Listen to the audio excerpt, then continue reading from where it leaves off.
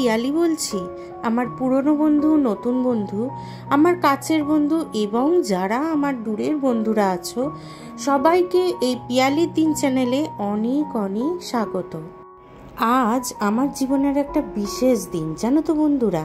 জীবনেই প্রথম আমার পরিবারের কেউ যাবে না, আমি একা যাব মন্দারমণি। ভাবা যায়? আমি কোনোদিন এরকম যাইনি। কিভাবে যাব, কার সাথে যাব, আমি সবটা তোমাদের সাথে শেয়ার করব। কিন্তু তার আগে তো আমাকে সংসারে সবাইকার জন্য খাবার দাবার করে রেখে যেতে হবে, তাই না? তাহলে চলো করে নিই। আজকে করব হচ্ছে চিকেন কষা। তার জন্য দেখো এখানে কড়াইয়ে তেলটা গরম করে নিয়েছি, আর এখানে পেঁয়াজ কেটে রেখেছি। পেঁয়াজটা আগে ভাজবো। মাংস, এই যে চিকেন একদম পরিষ্কার করে ধুয়ে ঠুয়ে রেখে দিয়েছি। তেলটা হয়ে গেছে, তাহলে তাড়াতাড়ি করে চলো আগে পেঁয়াজগুলো দিয়েছি। সবার আগে দরকার ছিল তোমাদের দাদার অনুমতি নেওয়াটা। জীবনে কোনোদিন এইরকম তো বাড়ির বাইরে গিয়ে হোটেলে রাত কাটাইনি না, ওই জন্য সেই অনুমতিটাও নিতে হয়েছে আমার। অনেক কষ্ট করে, জানো তো বন্ধুরা। যাই হোক, এই সুযোগ তো বারবার আসবে না, তাই যাবার আগে এদের জন্য রান্না বান্না সেরে রেখে তবেই আমি যাই। তো চলো, কথা বলতে বলতে পেঁয়াজটাও ভাজা হয়ে গেল। এবারে দেখো এর মধ্যে দিয়ে দেবো এই মশলাটা।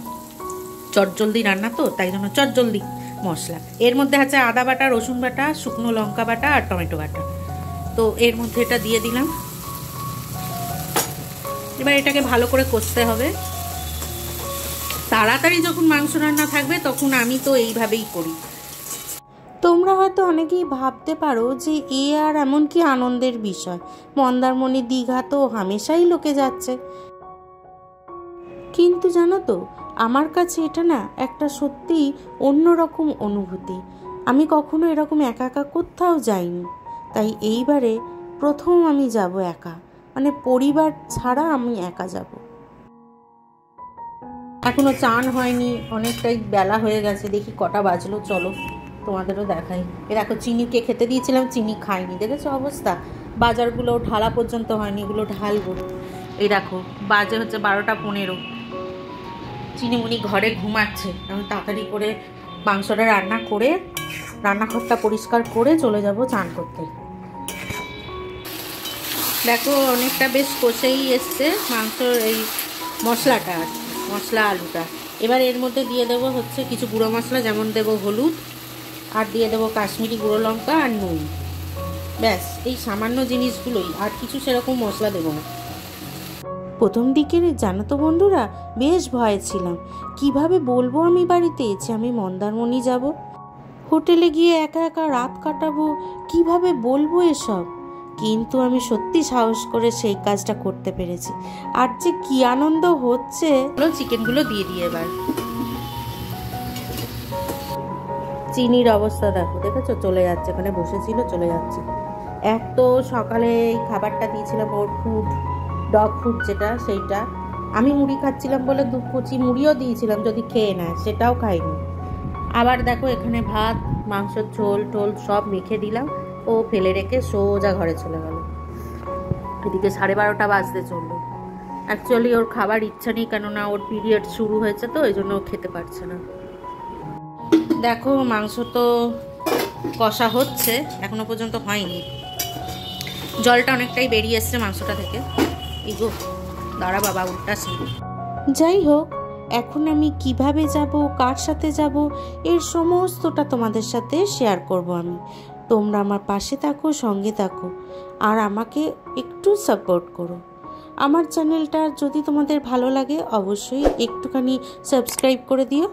আর যারা যারা আমায় সাবস্ক্রাইব করেছো তাদের অসংখ্য ধন্যবাদ। এই দেখো অবশেষে চিনিমুনি খাচ্ছে। আদর করে ডেকে তাকে বুঝিয়ে গায়ে মাথায় হাত বুলিয়ে তারপর নিয়ে আসলাম। তাও পাখার তলায় দিয়েছিলাম বারান্দায়। দেখো ওইখান থেকে খাবে না, ও এইখানে দাঁড়িয়ে খাবে। তো আমি বললাম যাকে যেখানে দাঁড়িয়ে খেলে খা, দুটো পেটে তো ভাত দিতে হবে, বলো তো। এইরকমভাবে না খেয়ে, সকাল থেকে না খেয়ে বসে আছে, তা করলে হয়? দেখো মাংস একেবারে রেডি হয়ে গেছে আমার। ধনেপাতা আর গরম মশলা দিয়ে নামিয়ে নিয়েছি, মানে নামাইনি, কড়াইতেই রয়েছে, গরম আছে। পরে ঠান্ডা হলে তুলে রেখে দেবো।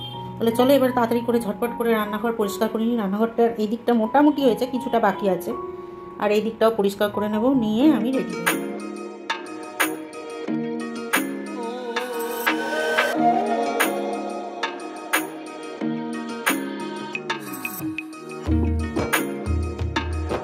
ঘরের সমস্ত কাজকর্ম ঝটপট করে সেরে আর দুটো ভাত খেয়েই আমি বেরিয়ে পড়েছি। দেখো চলে এসেছি হাওড়ায়। ছেলে আমাকে ট্রেনে তুলে দিতে এসেছিল, তারপরে সোজা নেমে পড়েছি হাওড়া স্টেশনে। এখন হেঁটে হেঁটে হেঁটে হেঁটে যাচ্ছি বড়ঘড়ির দিকে। এখন বাজে হচ্ছে এই 4টে থেকে 4:30 মতো হবে। গরমও কিন্তু বেজায় পড়েছে জানো তো বন্ধুরা। মাঝে মাঝে ভাবি যে যারা ঘরে থাকে তারা অতটা গরমটা বুঝতে পারে না, কিন্তু যারা বাইরে কাজ করে তাদের কত কষ্ট হয়। এইখানে হাওড়া স্টেশনে দেখো কত লোকজন বেড়াতে যাবে বলে ব্যাগপত্র গুছিয়ে এই কেউ সুটকেস কেউ লাগেজ সমস্ত নিয়ে সবাই অপেক্ষা করছে কখন ট্রেন আসবে। এদের সাথে সাথে আমিও কিন্তু অপেক্ষা করছি।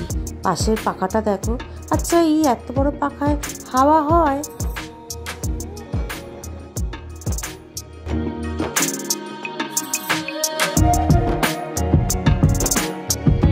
বাসটা ঠিক কোন দিক দিয়ে যে ছাড়ে লোককে জিজ্ঞেস করতে করতে আর খুঁজতে খুঁজতে বেশ খানিকটা সময় চলে গেল। কেউ বলে এইদিকে কেউ বলে ওদিকে, এই করতে করতে দাঁড়িয়ে গেলুম এই লাইনে। সবাই বলল না এইখান থেকেই বাস ছাড়ে, আপনি এখানেই দাঁড়িয়ে যান। তো আমিও পড়লাম দাঁড়িয়ে। আর দেখো দেখতে দেখতে পৌঁছে গেল বাস। বাসটা কিন্তু এসি বাস ছিল। সবাই লাইন দিয়ে দিয়ে উঠছে। আমি মনে মনে ভাবছি আমার আবার বসার জায়গা হবে তো।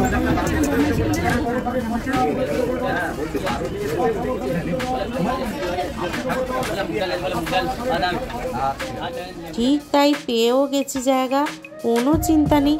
একদম দেখো ভালো পজিশনে বসেও পড়েছি বাসে।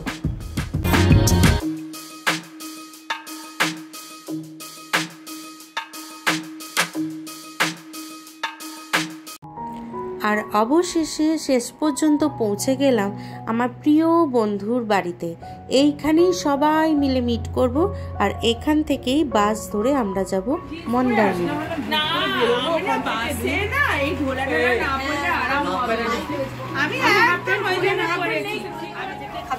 কি কি রান্না করেছো বলো? মাছের ঝোল করেছি, টকের ডাল মিষ্টি মিষ্টি করে, আর এই কত কিছু রান্না। হ্যাঁ বন্ধুরা, আমরা সব বন্ধুরা মিলে যাচ্ছি মন্দারমণি।